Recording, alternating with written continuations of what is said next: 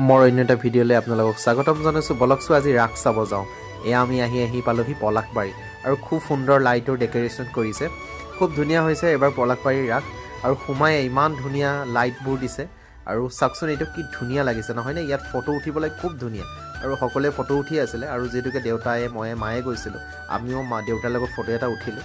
তাৰপিছতে ৰাস চোৱা আৰম্ভ কৰিলোঁ। ইমান ধুনীয়াকৈ মূৰ্তিবোৰ খুব ধুনীয়া হৈছে। এবাৰ পলাশবাৰী মীনা বজাৰলৈ গ'লোঁ, তাত ধুনীয়া চকৰি আহিছে।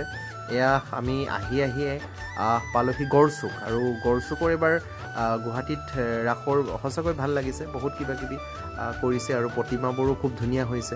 এয়া হেলিকপ্টাৰো ইয়াত এটা ডেক'ৰেশ্যন কৰিছে আৰু খুব ধুনীয়া লাগিছে।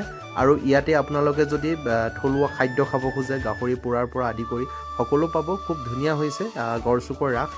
আৰু ইয়াতে একবিধ খেল আছে, আপুনি 10 টকাৰে যদি নাম্বাৰ ধৰে তেতিয়াহ'লে ছাগলী